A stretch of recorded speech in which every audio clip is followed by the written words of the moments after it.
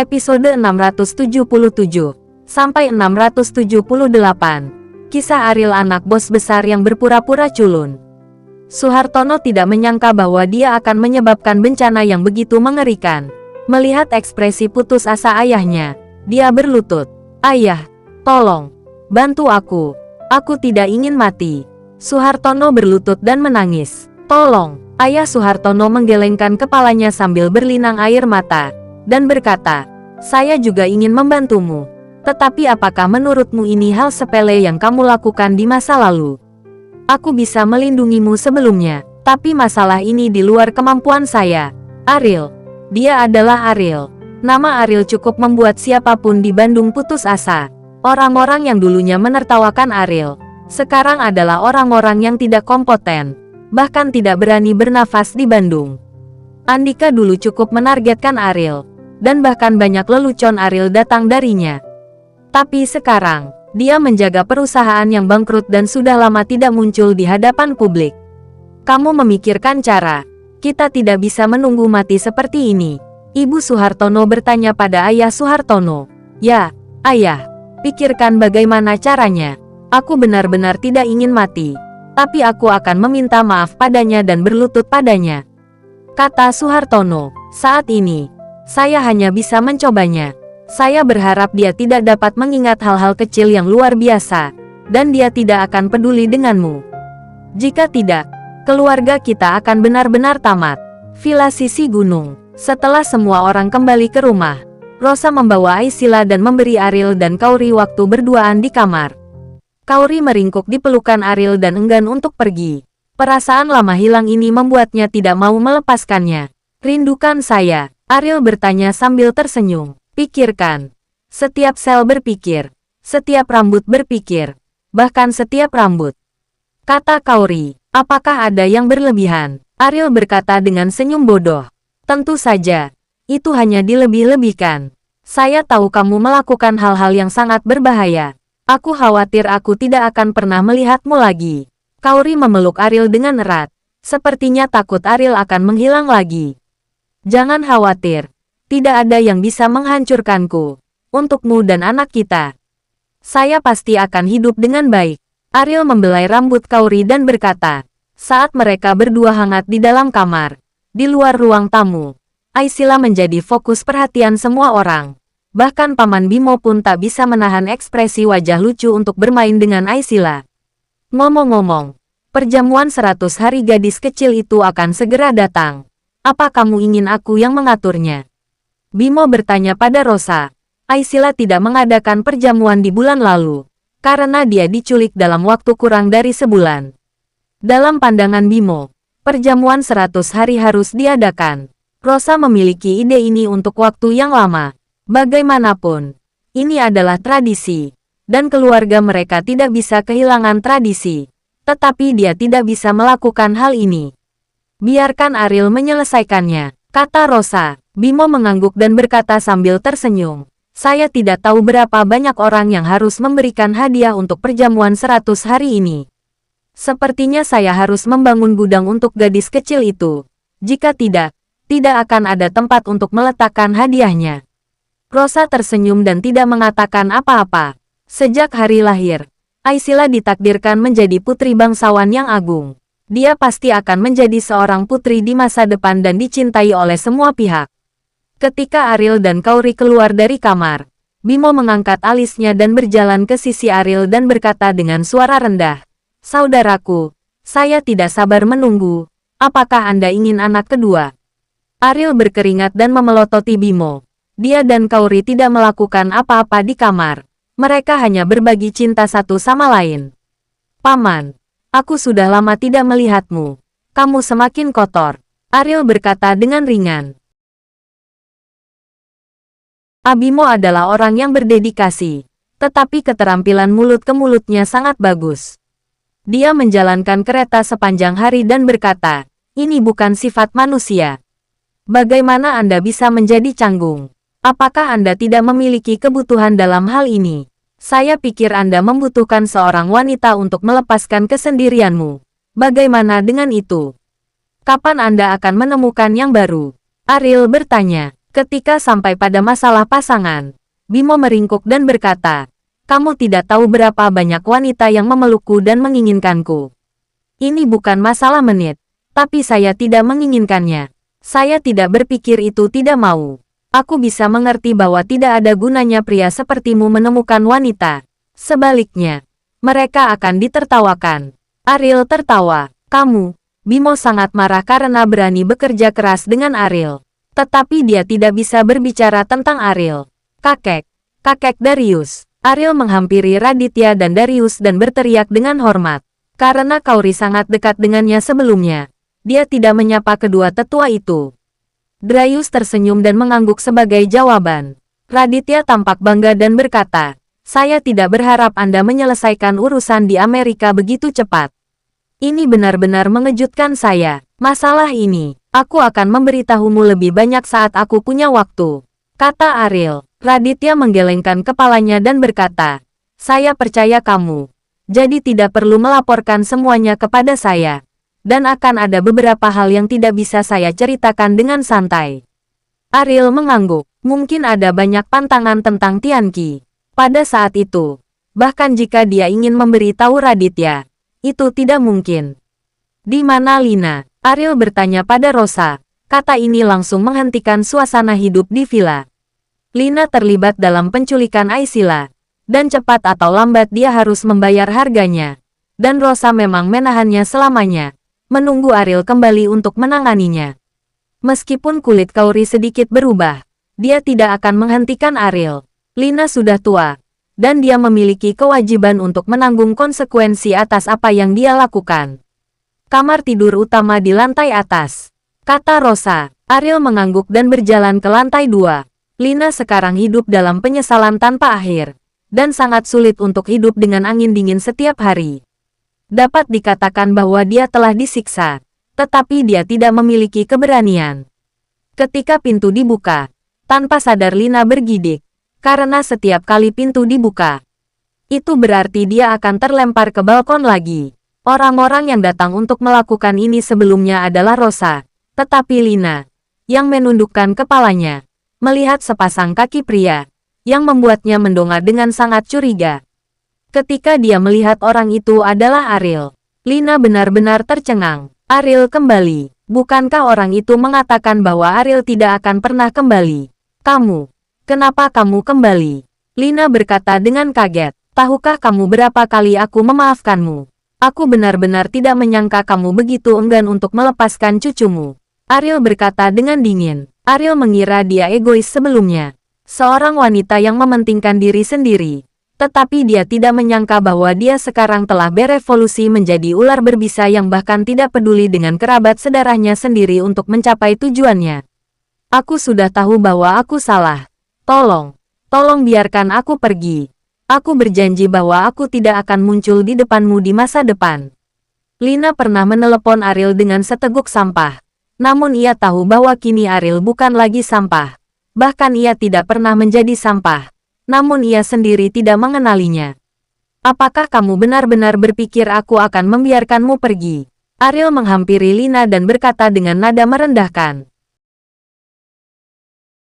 Lina membenturkan kepalanya dan berkata, "Ariel, saya adalah ibu mertuamu. Kamu dapat memberi saya kesempatan lagi. Saya akan meninggalkan Bandung. Saya akan pergi jauh. Tidak akan pernah lagi muncul." "Apakah kamu tahu jarak terjauh?" Ariel bertanya. Lina menggelengkan kepalanya dan tidak begitu mengerti apa yang dimaksud Ariel. "Jarak terjauh adalah mati," Ariel berkata dengan ringan. Lina mengangkat kepalanya dengan ngeri, dan memandang Ariel dengan air mata. "Tidak. Jangan bunuh aku. Aku tahu itu salah. Aku ingin hidup. Aku tidak ingin mati. Ini hidup atau mati. Sejak kamu dan orang luar berencana untuk menculik Aisila, itu sudah pasti. Tidak ada yang bisa menyelamatkanmu. Saya, ataupun putriku, tidak dapat diancam oleh siapapun." Ariel selesai berbicara dan tiba-tiba mengulurkan tangannya.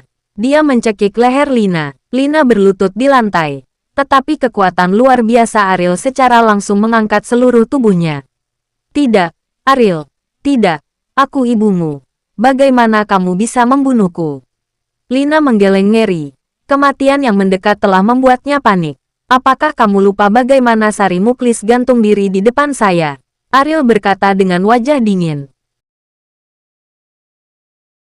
Bab 678. Hati Lina seperti jatuh ke lembah es dengan ekspresi putus asa. Ariel bahkan bisa membunuh neneknya sendiri. Jadi bagaimana dia bisa peduli dengan identitasnya? Selain itu, ibu mertuanya tidak pernah memberikan wajah yang baik pada Ariel. Sejak Ariel memasuki rumahnya, kapan dia bersikap baik terhadap Ariel? Sangat disayangkan bahwa penyesalan saat ini tidak ada gunanya lagi. Merasakan kekuatan tangan Ariel semakin kuat dan kuat, kulit Lina memerah lebih dulu karena dia tidak bisa bernapas. Tapi lambat laun, kulitnya menjadi pucat. Ketika Ariel datang ke ruang tamu dari lantai 2, tidak ada yang berani menanyakan apa yang terjadi. Kaori terus menundukkan kepalanya, meskipun dia sangat membenci segalanya tentang ibunya. Lina adalah ibunya, dan agak sulit baginya untuk menghadapi masalah ini dengan tenang. Meskipun William masih merasa tidak nyaman, dia telah banyak pulih dan datang ke Ariel sendirian di kursi roda. Mengatakan, Ariel, saya tidak akan menyalahkanmu. Inilah yang pantas dia dapatkan. Apakah Anda perlu memberinya penguburan yang indah? Ariel bertanya. Tidak, dia dan saya sudah bercerai. Dia bukan lagi keluarga Wijaya. Saya akan memberitahu keluarganya dan membiarkan mereka membawanya pergi, kata William. Ariel mengangguk dan berjalan ke Kaori. Ketika Ariel memegang tangan Kaori, dia merasa tangannya sangat dingin. Saya baik-baik saja, kata Kaori dengan kepala tertunduk.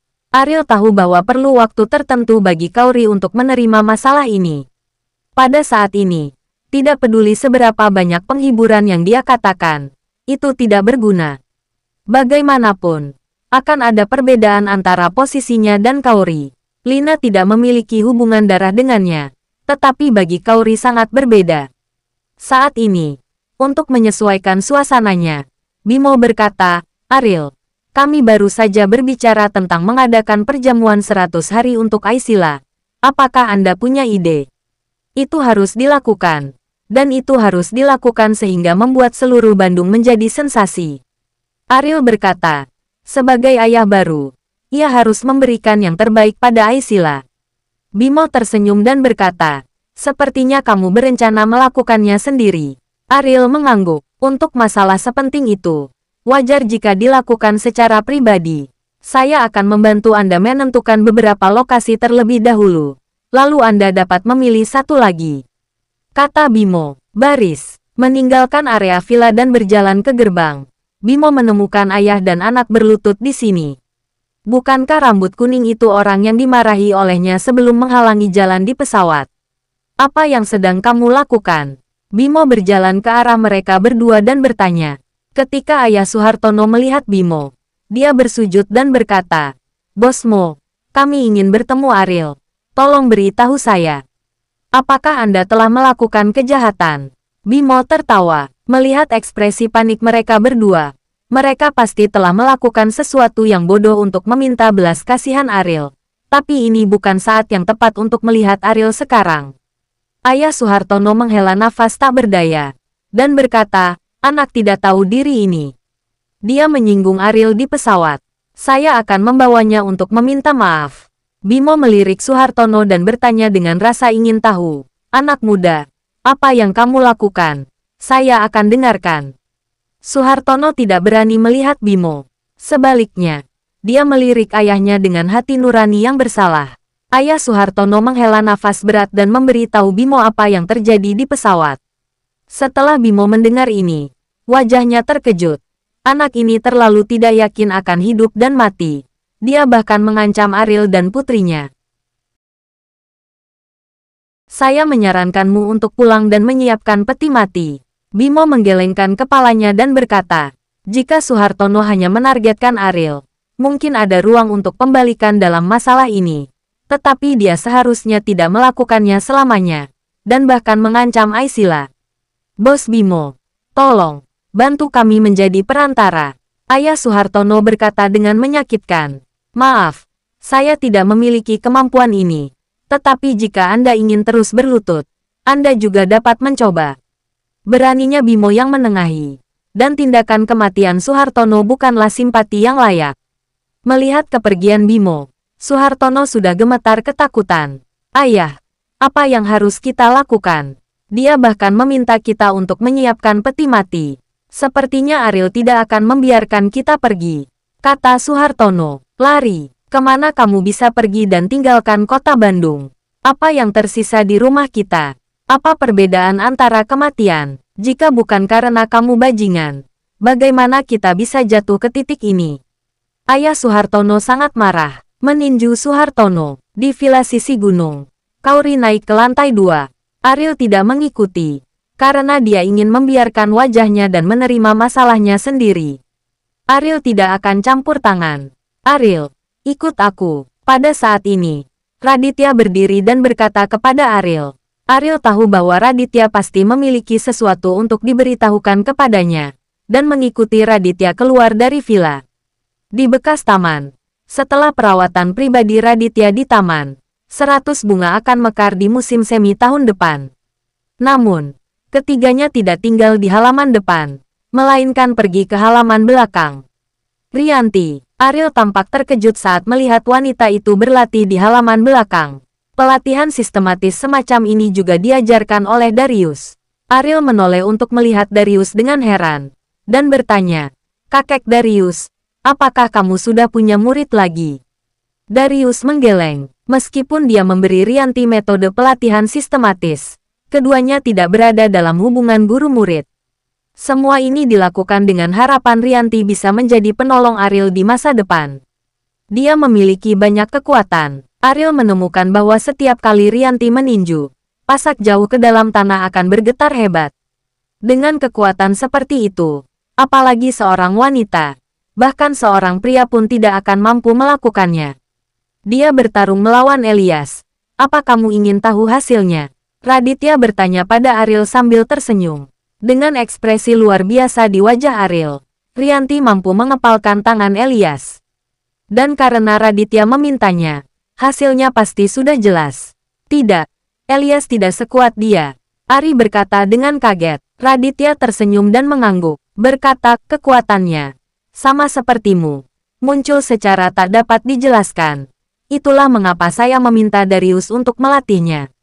Saya berharap dia bisa menjadi penolongmu di masa depan. Jika memungkinkan, bahkan jika Anda memasuki level itu, Anda dapat membawanya bersama dia. Ariel menarik napas dalam. Rianti tiba-tiba memiliki kekuatan magis seperti dia. Saya akan mencoba, kata Ariel. Ketika dia berjalan menuju Rianti, Rianti berhenti berlatih. Pada Ariel, dia memiliki banyak rasa syukur di hatinya. Jika bukan karena Ariel, dia tidak akan tahu lagi siapa dia sekarang. Tuan Ariel, Rianti berteriak dengan hormat. Aku ingin mencoba kekuatanmu. Ariel berkata langsung. Rianti mengangguk, seolah siap untuk bergerak. Ayolah, kata Ariel. Rianti melompat ke udara, melambaikan tangan kanannya, dan suara angin meraung.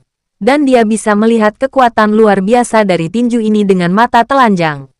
Ariel mengerutkan kening. Ketika tinjunya hendak mengenai dia mampu mengulurkan tangan kanannya untuk menahan.